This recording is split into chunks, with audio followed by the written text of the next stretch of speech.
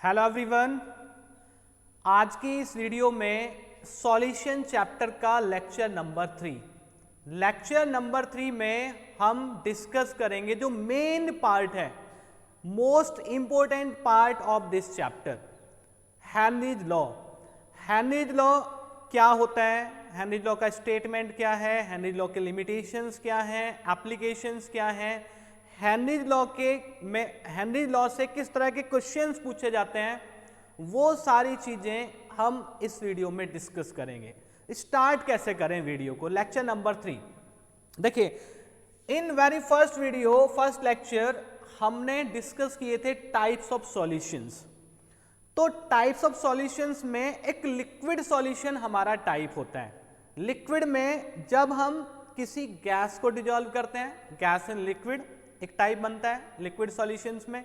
दूसरा टाइप होता है लिक्विड इन लिक्विड, और तीसरा टाइप होता है सॉलिड इन लिक्विड। तो इस तरह से लिक्विड सॉल्यूशंस में 3 तरह के सॉल्यूशन बनते हैं हमारे।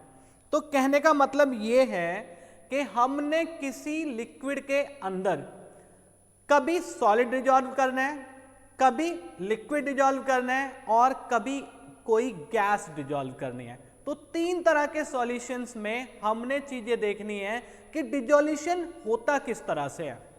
तो डिजोल्यूशन होता किस तरह से, जब भी हम किसी लिक्विड में, क्योंकि हम लिक्विड सॉल्यूशन के बारे में बात कर रहे हैं, जब भी हम किसी सब्सटेंस में कोई दूसरा सब्सटेंस ऐड करते हैं और वो डिजॉल्व हो जाता है, यानी कि सॉल्यूशन बना लेता है, तो ये जो प्रोसेस है इसको हम कहते हैं डिजोल्यूशन।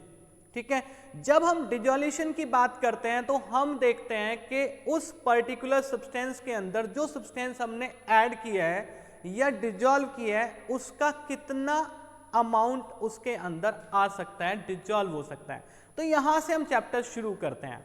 ठीक है, चैप्टर शुरू करेंगे सॉलिड को लिक्विड में कैसे डिजॉल्व करते हैं, लिक्विड को लिक्विड में कैसे डिजॉल्व करते हैं, गैस को लिक्विड में कैसे डिजॉल्व करते हैं, और वो कौन से फैक्टर्स हैं जो किसी सब्सटेंस की सॉल्युबिलिटी को अफेक्ट करते हैं। इसके बाद हेनरीज लॉ के लिमिटेशंस, एप्लीकेशंस, उस पे क्वेश्चन, ये सारा कुछ इस वीडियो के अंदर रहने वाला है। तो सबसे पहले जो हम बात करते हैं वो बात करते हैं कि भी सॉल्युबिलिटी क्या होती है, यहीं से स्टार्ट करते हैं। जैसे आप देख सकते हैं यहां पे मैंने लिखा solubility of a solid in a liquid, फिर बात करेंगे solubility of a gas in a liquid, फिर बात करेंगे solubility of a liquid in liquid. तो liquid in liquid next video का पोर्शन रहेगा। यहां हम 2 ही तरह के जो सॉल्यूशंस हैं उनको डिस्कस करने वाले हैं। तो सॉल्युबिलिटी बेसिकली है क्या? सॉल्युबिलिटी किसी सब्सटेंस का मैक्सिमम अमाउंट है जो किसी दूसरे सब्सटेंस में डिजॉल्व किया जा सकता है at particular temperature and pressure. देखिए आप, solubility of a substance is the maximum amount of the substance that can be dissolved in a specific amount of solvent। जो दूसरा सब्सटेंस है जिसके अंदर वो चीजें डिजॉल्व कर रहे हैं उसको सॉल्वेंट कहते हैं, जो डिजॉल्व होने वाला है उसको सॉल्यूट कहते हैं। ठीक है, depends upon the nature of solute and solvent as well as temperature and pressure. अभी आप समझें, जो किसी सब्सटेंस की सॉल्युबिलिटी है वो 4 फैक्टर्स पे डिपेंड करती है, ये समझना बहुत जरूरी है। वो कौन से फैक्टर हैं? 2 सब्सटेंस हमारे पास है, एक सॉल्यूट है, दूसरा सॉल्वेंट है। तो दोनों का अलग अलग नेचर कैसा है, एक बात। तो 2 फैक्टर हो गए। तीसरा फैक्टर, उस पर्टिकुलर टाइम पे जब हम ये प्रोसेस करते हैं तो टेम्परेचर क्या है और प्रेशर क्या है। इस तरह से 4 फैक्टर्स हैं जो किसी भी सब्सटेंस की सॉल्वेंट के अंदर सॉल्युबिलिटी को क्या करते हैं, अफेक्ट करते हैं। तो अगर हम बात करें इस टाइप के सॉल्यूशन की, जब हम किसी सॉलिड को लिक्विड में डिजॉल्व करते हैं तो वहां पे सॉल्युबिलिटी क्या होती है? Solubility of a solid in a liquid, every solid does not dissolve in a given liquid. ध्यान से देखना, ध्यान से सुनना। For example, sodium chloride and sugar dissolve readily in water, सब जानते हैं। While naphthalene and anthracene do not dissolve in water. दो सब्सटेंस ऐसे लिए जो वाटर में रेडिली डिजॉल्व हो जाते हैं, दो सब्सटेंस ऐसे लिए जो वाटर में डिजॉल्व नहीं होते। बिल्कुल बेसिक सी बातें हैं, ठीक है। On the other hand naphthalene and anthracene, जो ये दो सब्सटेंस वाटर में डिजॉल्व नहीं होते, वो डिजॉल्व होते हैं रेडिली इन बेंजीन। बट जो ये दो सब्सटेंस हमारे रहे थे sodium chloride and sugar, they do not dissolve in benzene, ठीक है। तो चार सब्सटेंस हमने लिए, सोडियम क्लोराइड और शुगर वाटर में सॉल्युबल है, बेंजीन में इनसॉल्युबल है। दूसरे सब्सटेंस है नेफ्थलीन और एंथ्रासीन, बेंजीन में सॉल्युबल है, वाटर में इनसॉल्युबल है। तो यहीं से चीजें हमको समझनी है। इससे हमें समझ में आता है, it is observe that polar solutes dissolve in polar solvents and non polar solutes in non polar solvents. बहुत अच्छी सी बात यहां पे है, in general a solute dissolves in a solvent if the intermolecular interactions are similar in the two, और ultimately we can say like dissolves like, ठीक है। सॉल्युबिलिटी डिपेंड करती है nature of the solutes and solvents. यहां से समझेंगे कैसे कि जो सॉल्यूट और सॉल्वेंट, अगर इन दोनों का नेचर सेम है, नेचर मतलब जो इंटरमॉलिक्यूलर इंटरेक्शन है वो सेम है, तो फिर ये आपस में डिजॉल्व हो जाएंगे और वहां पे बनेगा सॉल्यूशन।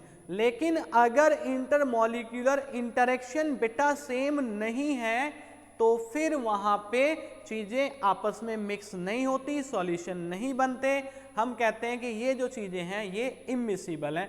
यही दोबारा से आप समझ लें, सोडियम क्लोराइड और शुगर जो सब्सटेंस हैं ये पोलर सब्सटेंस हैं, वाटर भी हमारा पोलर सब्सटेंस है। दोनों के इंटरमॉलिक्यूलर इंटरेक्शन जो हैं वो सेम होते हैं, इसलिए आपस में डिजॉल्व हो जाते हैं। नेफ्थलीन और एंथ्रासीन का इंटरमॉलिक्यूलर इंटरेक्शन वाटर से डिफरेंट है, that's why they do not dissolve in water.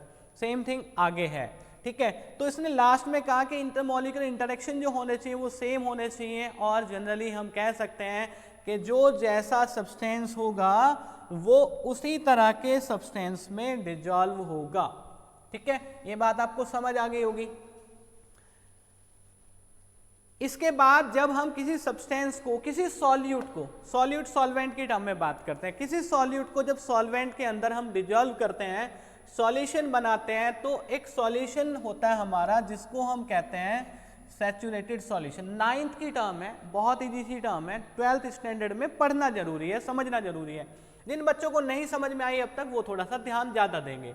एक ऐसा solution in which no more solute can be dissolved at the same temperature and pressure is called a saturated solution।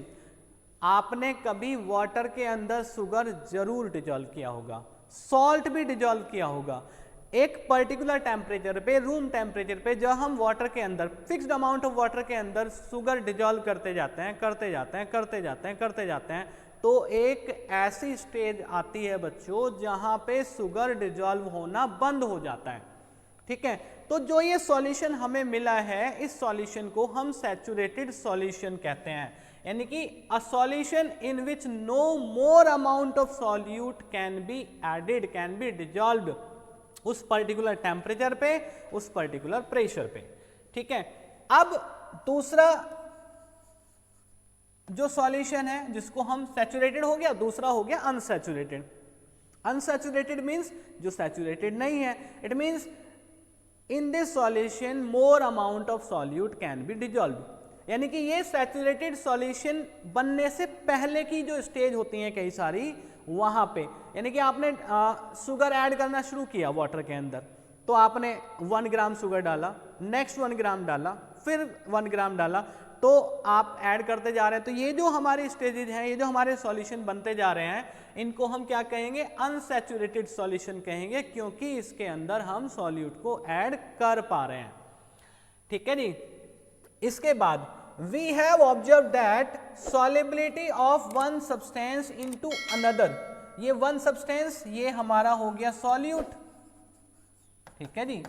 और जो दूसरा substance है जिसके अंदर हम ये चीजें डिजॉल्व कर रहे हैं, वो हो गया हमारा सॉल्वेंट। जैसे सॉल्यूट हमारा हुआ, हम एक एग्जांपल लेके यहाँ पे चल रहे हैं, शुगर और वाटर। तो शुगर हमारा सॉल्यूट और वाटर हमारा सॉल्वेंट। ठीक है, तो ये किस पे डिपेंड करता है? ये डिपेंड करता है, जैसा मैंने पहले ही बताया, on the nature of the substances. कौन से सब्सटेंसेज? सॉल्यूट और solvent. In addition to these variables, two other parameters that is temperature and pressure also control this phenomenon। solubility को temperature और pressure भी affect करते हैं। तो मैंने कहा था 4 factors are there which affect the solubility of a substance into another substance। कौन से factors हैं? nature of solute, nature of solvent, temperature, pressure। 4 factor यहाँ पे हैं।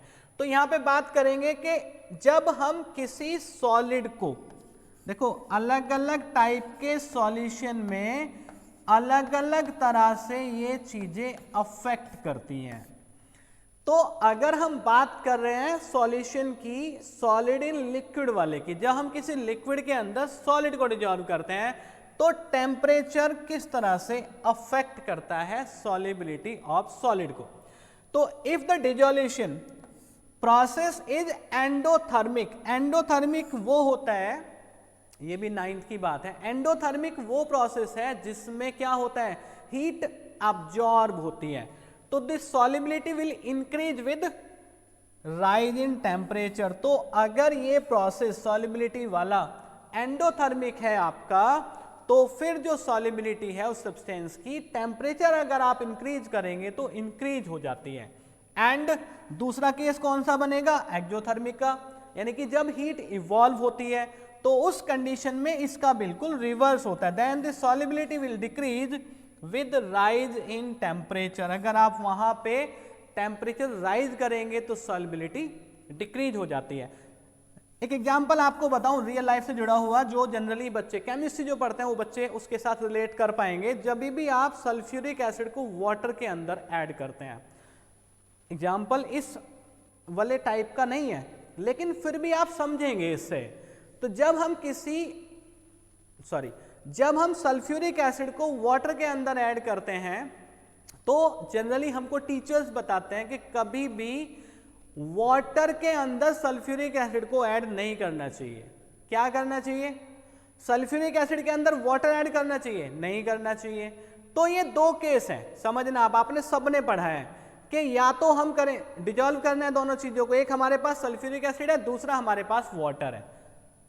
एक हमारे पास सल्फ्यूरिक एसिड है, दूसरा हमारे पास वाटर है।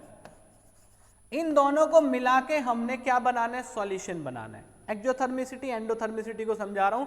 टेम्परेचर राइज करने पे क्या फर्क पड़ेगा, टेम्परेचर डिक्रीज करने पे क्या फर्क पड़ेगा, क्या करना चाहिए क्या नहीं करना चाहिए, ये बात इस एग्जांपल से आपको समझ में आ जाएगी। तो सल्फ्यूरिक एसिड और वाटर को मिक्स करके सॉल्यूशन बनाना है तो आपको टीचर बताते हैं कि कभी भी सल्फ्यूरिक एसिड में वाटर नहीं डालना चाहिए। समझ में आ गई बात? आपके पास ये बीकर है, इस बीकर में आपका अगर सल्फ्यूरिक एसिड है तो आप वाटर इस तरह से नहीं डालेंगे। क्यों नहीं डालेंगे? क्योंकि जैसे ही आप वाटर सल्फ्यूरिक एसिड के साथ ऐड करते हैं, यहाँ पे एक्जोथर्मिसिटी होती है, हीट इवॉल्व होती है, जिसकी वजह से जो बीकर है उसके ब्रेक होने के चांसेस रहते हैं। तो यहाँ पे हीट इवॉल्व हुई, ये हुई बात एक्जोथर्मिसिटी की। लेकिन अब फिर ऐड कैसे करें? तो इसके लिए हमें क्या करना चाहिए? बीकर में लेना चाहिए वाटर और यहां लेना चाहिए हमें सल्फ्यूरिक एसिड।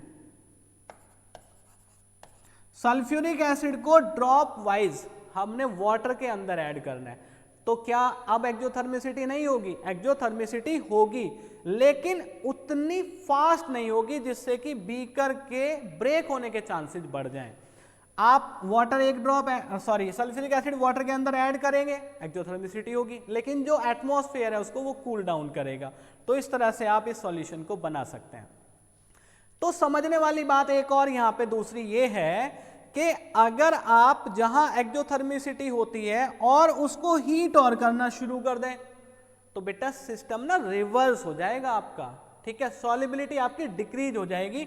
और यही बात वो यहां पे आपको समझाना चाह रहा है कि जब आप किसी सॉलिड को लिक्विड के अंदर डिसॉल्व करते हैं तो प्रोसेस अगर एंडोथर्मिक है तो आप टेम्परेचर इंक्रीज करके सॉल्युबिलिटी को इंक्रीज कर सकते हैं। एक बात, दूसरी बात, अगर आपका प्रोसेस एक्जोथर्मिक है, ये डिपेंड करेगा nature of solute and solvent पे, तो फिर आपको वहां पे टेम्परेचर राइज नहीं करना है to increase the solubility, solubility आपकी डिक्रीज हो जाएगी।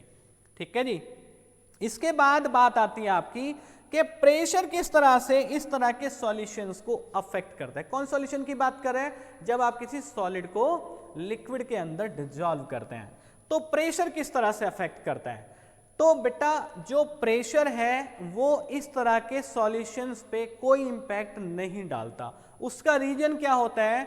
उसका रीजन ये होता है कि सॉलिड और लिक्विड जो होते हैं दे आर हाईली इनकम्प्रेसिबल। तो प्रेशर बढ़ा दें आप, उसका कोई इंपैक्ट नहीं है, कोई फर्क नहीं पड़ेगा।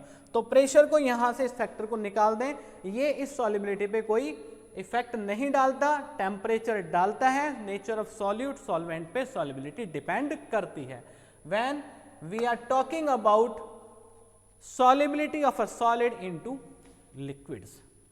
ठीक है नी।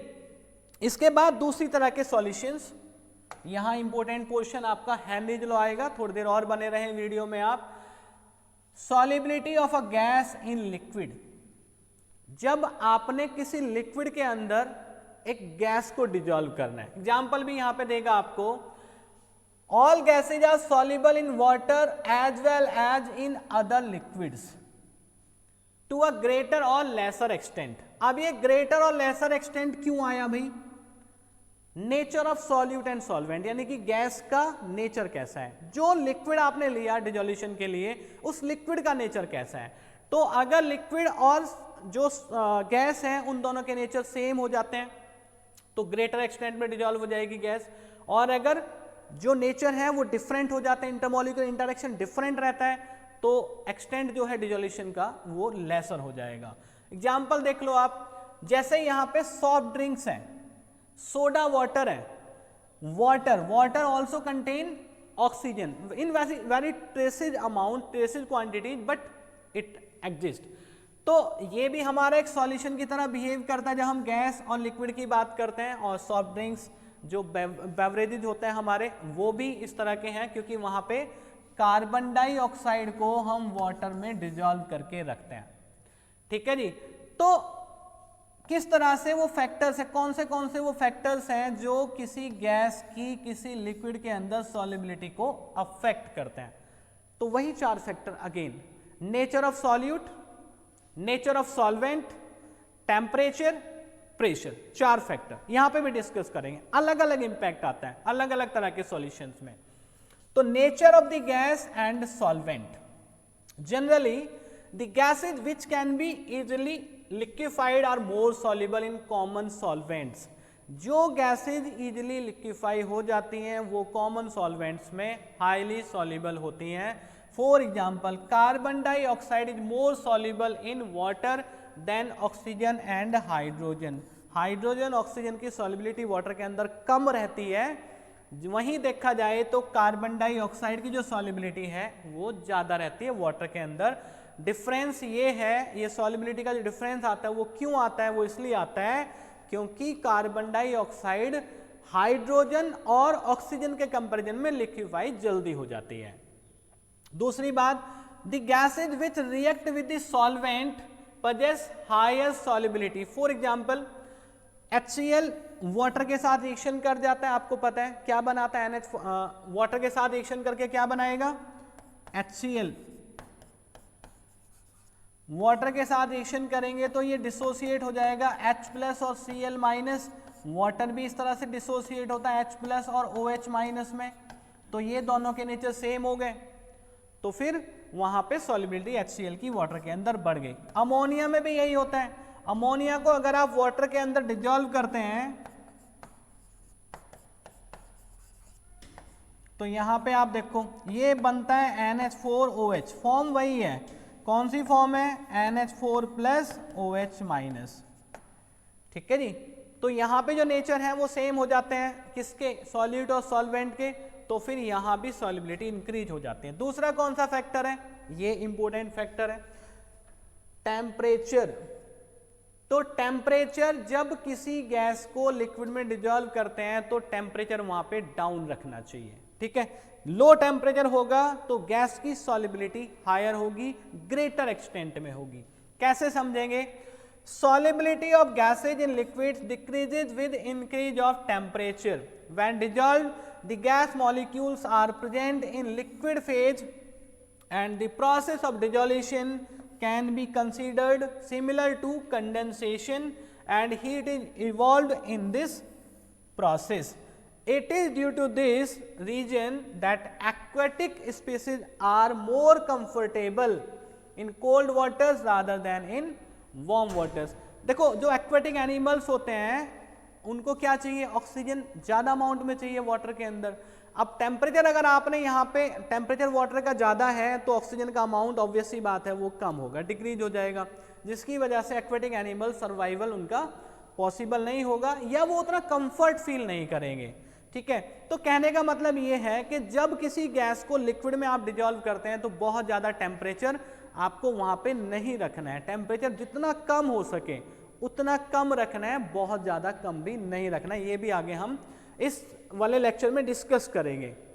आपने देखा होगा जो सॉफ्ट ड्रिंक्स होती हैं उनको लो टेम्परेचर पे होल्ड करते हैं, ठीक है। क्यों करते हैं? जिससे कि कार्बन डाइऑक्साइड उनकी रिलीज नहीं हो जाए। इस बात से आप समझ सकते हैं कि गैसेज को लिक्विड्स में अगर आपने डिजॉल्व करना है तो फिर बेटा आपको लो टेम्परेचर पे रखना पड़ेगा, जिससे कि गैस की सॉल्युबिलिटी वहां पे ज़्यादा रहे, ग्रेटर एक्सटेंट में रहे, हायर एक्सटेंट में रहे। अब प्रेशर, जो मैं बात कर रहा था आपसे हेनरीज लॉ यहाँ पे डिस्कस करेंगे। यहाँ पे बात आती है हेनरीज लॉ की, जब हम बात करते हैं उस फैक्टर की जो गैस की सॉल्युबिलिटी लिक्विड के अंदर अफेक्ट करता है बहुत ज्यादा। वो कौन सा फैक्टर है? वो प्रेशर फैक्टर है। कैसे?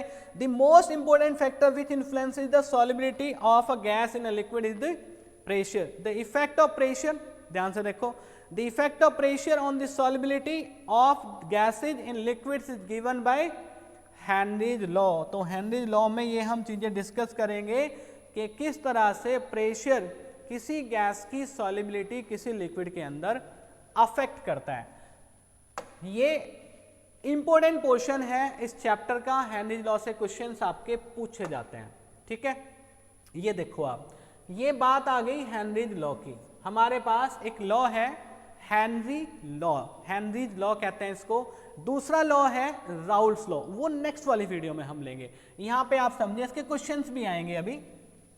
तो हेनरीज लॉ क्या कहता है? हेनरीज लॉ से क्या समझते हैं हम?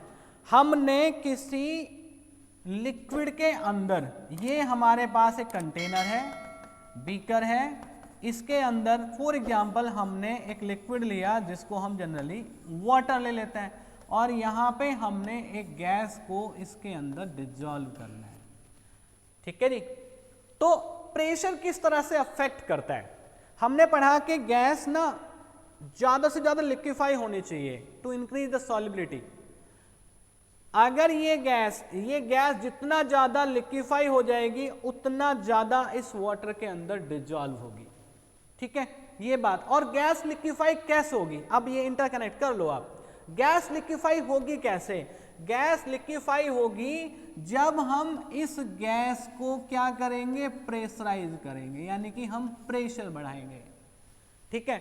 अब इसका रियल लाइफ से एग्जांपल जो है वो लेते हैं। एक आपके घर में जब खाना बनता है तो वहां पे एक सिलेंडर यूज होता है जिसके अंदर एलपीजी फिल्ड होती है, सब जानते हैं। एलपीजी की फुल फॉर्म होती है liquefied petroleum gas. Petroleum gas को लिक्विफाई करके हम उस सिलेंडर के अंदर बंद करते हैं, भरते हैं, ठीक है। तो अब आप जब भी कभी उस सिलेंडर की नॉब को प्रेस करेंगे तो गैस वहां से निकलेगी, ठीक है। तो इससे क्या समझ में आता है? इससे समझ में आता है कि पेट्रोलियम गैस को हमने लिक्विफाई किया हुआ है प्रेशर बढ़ा के, हाई प्रेशर पे उस सिलेंडर के अंदर हमने फिल कर रखी है गैस। इसका मतलब यह है कि किसी भी गैस को अगर हमने लिक्विफाई करना है तो प्रेशराइज करना पड़ेगा, ठीक है, गैस लिक्विफाई हो जाएगी। और जब ये गैस लिक्विफाई होगी तो लिक्विफाई होने पे ये इस वाटर के अंदर, इस लिक्विड के अंदर हाईली सॉल्युबल हो जाएगी।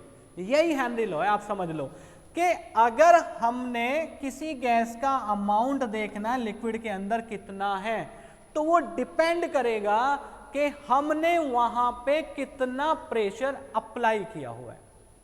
ठीक है, दोबारा सुनो, इस वाटर के अंदर, इस लिक्विड के अंदर सॉल्यूशन जो हमने गैस का बनाना है, उस कैसे बनेगा? गैस को डिजॉल्व करके। गैस डिजॉल्व कैसे होगी? प्रेशर जितना ज्यादा रखेंगे उतनी ज्यादा गैस डिजॉल्व होगी। यानी कि हम कह सकते हैं कि जो अमाउंट है गैस का वो डिपेंड करता है कि हमने कितना प्रेशर अप्लाई किया हुआ है। बहुत सिंपल कर दिया मैंने अब। ठीक है, इस लिक्विड के अंदर, इस वाटर के अंदर कितना अमाउंट गैस का डिजॉल्व होगा, it totally depends upon the pressure applied over it. इस गैस के ऊपर कितना प्रेशर हमने अप्लाई किया हुआ है। ठीक है, यानी कि amount of the gas dissolve in liquid is directly proportional to the pressure applied over the gas. Simple. अब हेनरीज लॉ देख लेते हैं, यहां से देख लो वापस।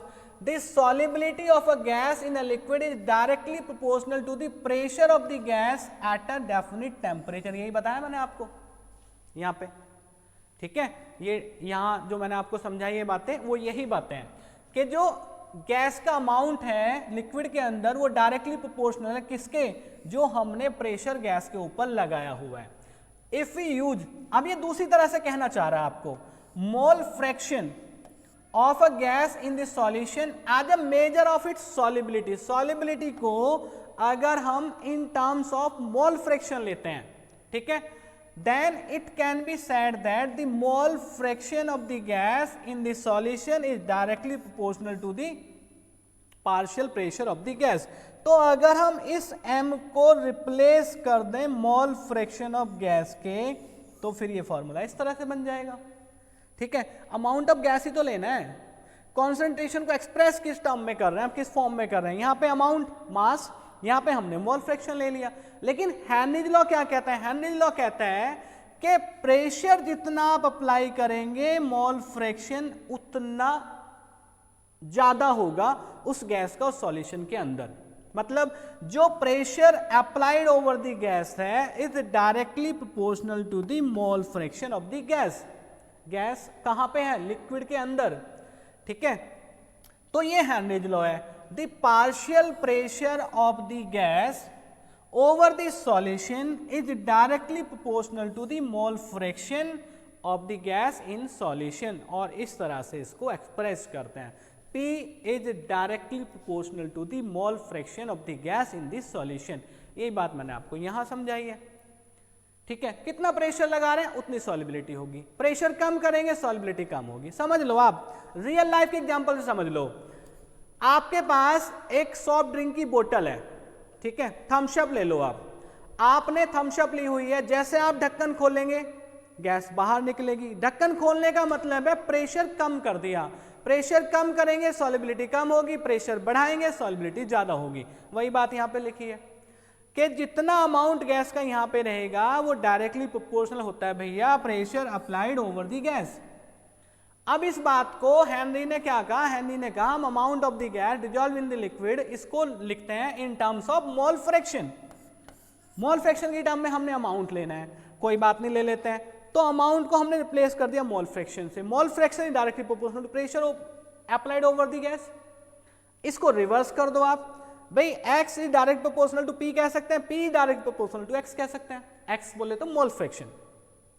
तो हेनरीज लॉ का जो स्टेटमेंट है वो यही है कि pressure over the gas is directly proportional to the mole fraction of the gas in the solution.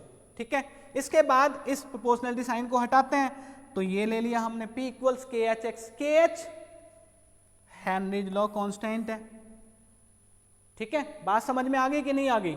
तो ये हेनरी लॉ है। हेनरी लॉ आया कैसे वो समझने में आनी चाहिए बात, जिससे कि आप ये एक्सप्रेशन रटे नहीं अपने आप बना लें। From the above relation it is clear that higher is the value of Henry's law constant, lower is the solubility of the gas in the liquid.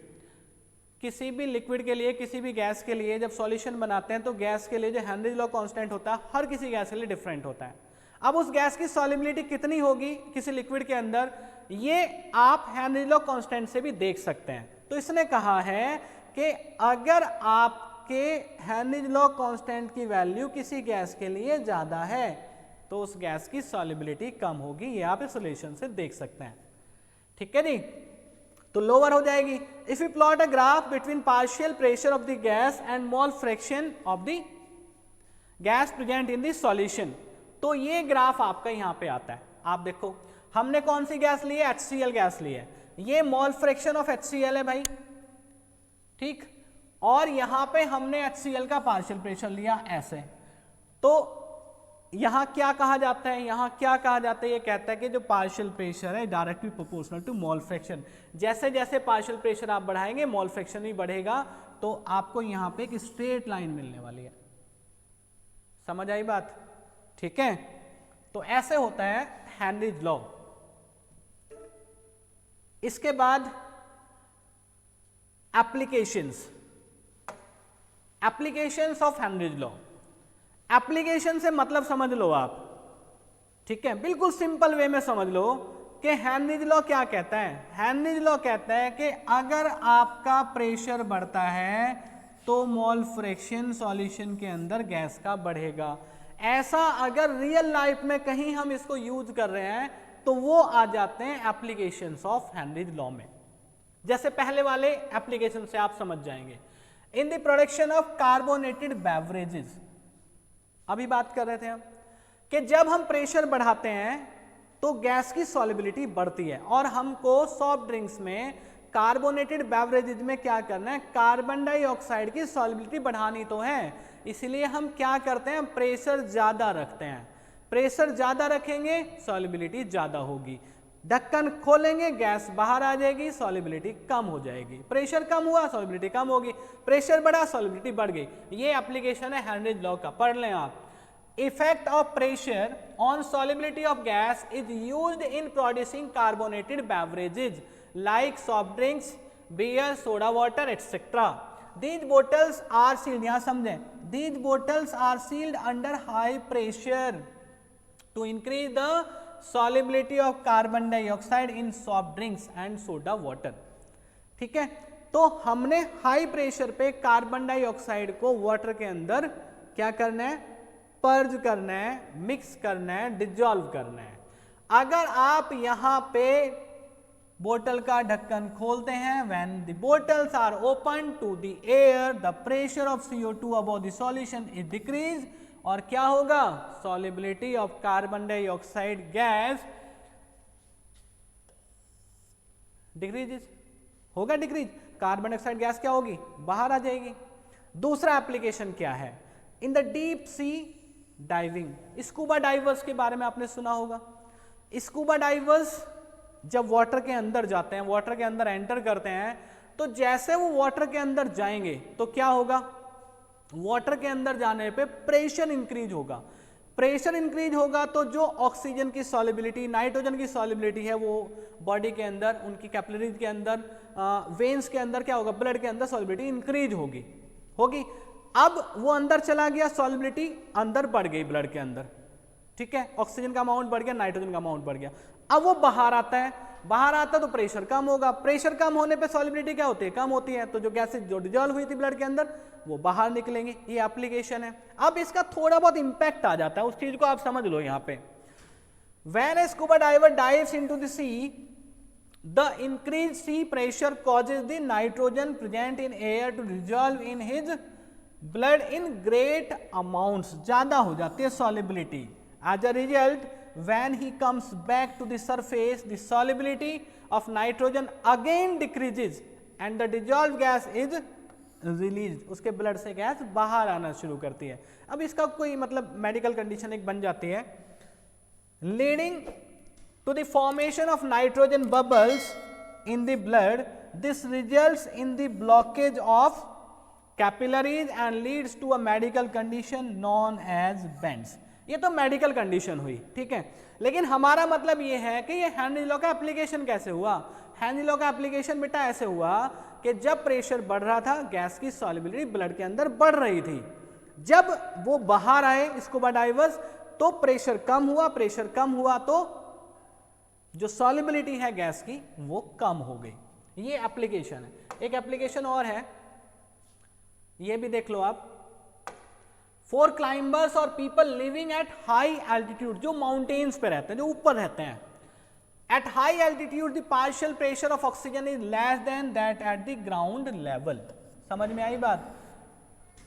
Plane पे, ग्राउंड पे प्रेशर ज्यादा होता है, ऊपर जाते हैं प्रेशर कम होता है। माउंटेन्स पे, हाई एल्टीट्यूड्स पे प्रेशर क्या होता है?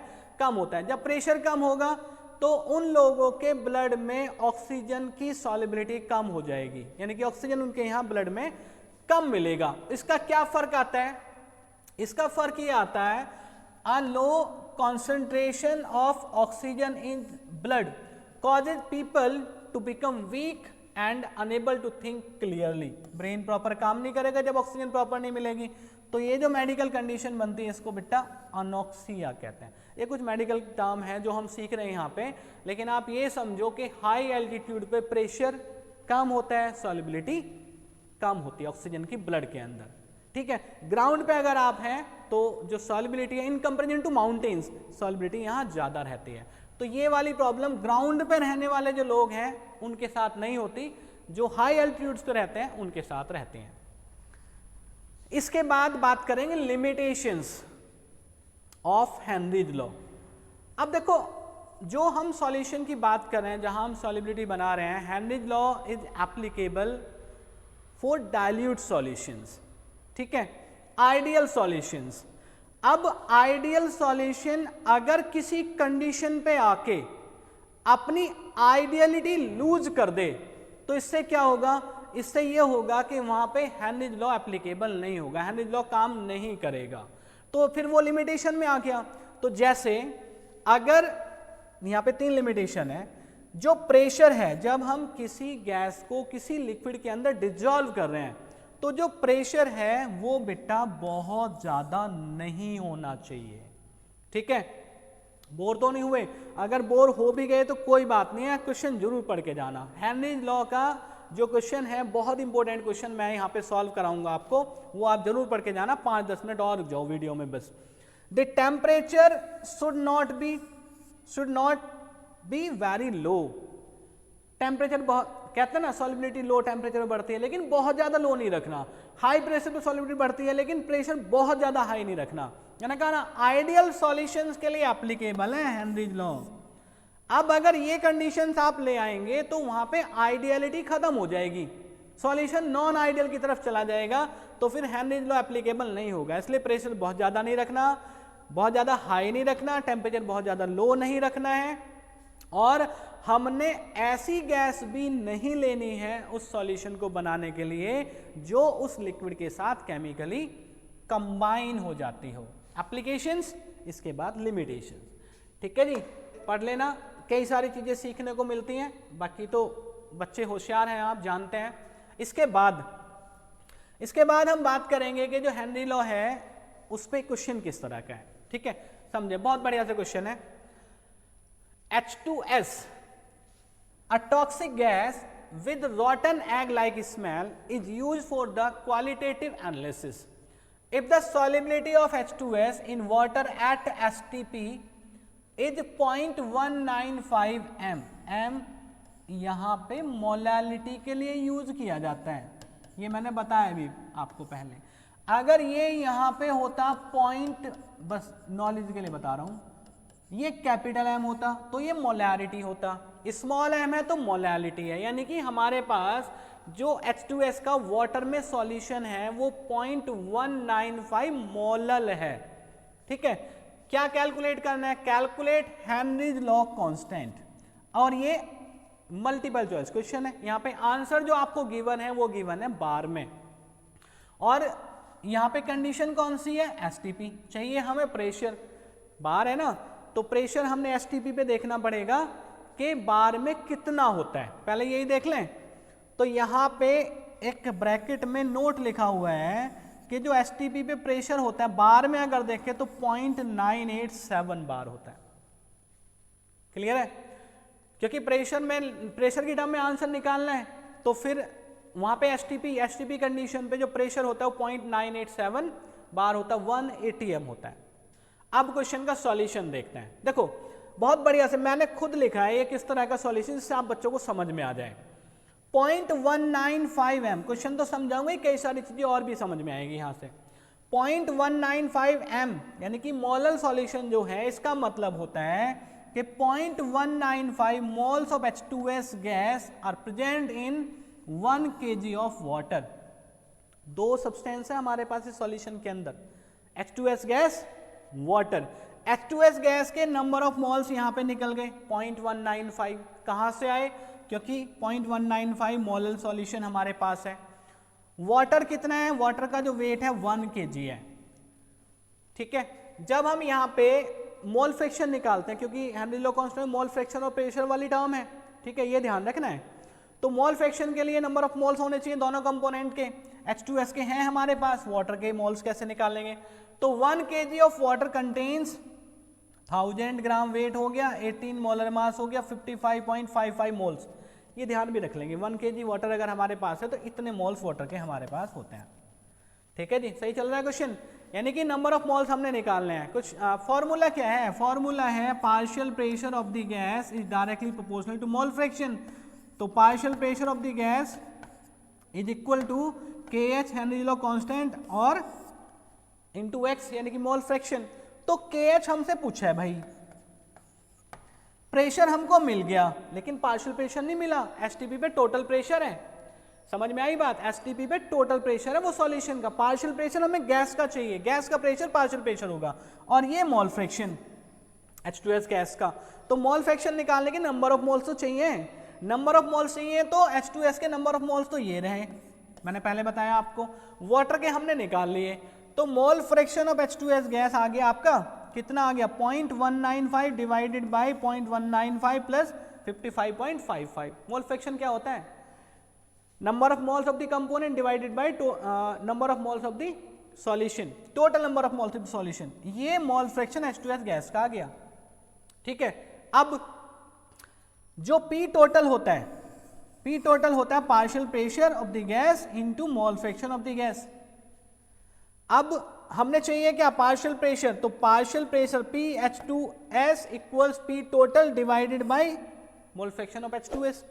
अब P टोटल कितना? 0.987। मोल फ्रैक्शन कितना? ये निकाला हमने। तो यहां करना क्या था? मोल फ्रैक्शन ही तो निकालना था इस क्वेश्चन में, बस। कितना इजी क्वेश्चन हो गया। तो मोल फ्रैक्शन से आप डिवाइड कर दो, तो 282 बार हेनरी लॉ कांस्टेंट की वैल्यू आ जाती है, ठीक है जी। क्या आ जाती? नहीं सॉरी, ये PH2S आ गया। अब PH2S आ गया तो PH2S से क्या निकाल लेंगे हम? यहां से हेनरी लॉ कांस्टेंट निकाल लेंगे, ठीक है जी। तो ये हम इस तरह से क्वेश्चन को हम सॉल्व कर लेते हैं। अभी एक क्वेश्चन यहां पे है जो आपकी प्रैक्टिस के लिए है, आप सॉल्व करेंगे तो कई सारी चीजें हेनरी लॉ के बारे में आप भी सीख जाएंगे। क्वेश्चन में पढ़ देता हूं, बाकी ट्राई आप करना। नहीं समझ में आए कमेंट बॉक्स में लिखना, सर यहां पे चीजें समझ नहीं आई, नेक्स्ट वीडियो में डिस्कस कर लेंगे। Henry law constant for CO2 in water is 1.6 into 10 to the power 8 Pascal at 298 Kelvin. Calculate the quantity of CO2 in 500 ml of soda water when packed under 2.5 atm CO2 pressure at 298 Kelvin. तो बेटा ये question आपको try करना है, ठीक है। 3 lecture हो गए, 3 लेक्चर तक हम चैप्टर को ले आए हैं, और यहाँ पे हेनरी लॉ हमने जो कि इंपॉर्टेंट पोर्शन है इस चैप्टर का वो डिस्कस किया है। नेक्स्ट वीडियो में यानी कि लेक्चर नंबर 4 में Raoult's law, positive deviation, negative deviation, ideal solution, non ideal solution, complete video वो रहेगी इस टॉपिक की, जिसमें कि क्वेश्चंस भी कराएंगे, लॉ भी समझाएंगे, सारे डेविएशंस में लेंगे, डेविएशंस के एग्जाम्पल्स भी लेंगे, ठीक है बेटा। Thank you so much.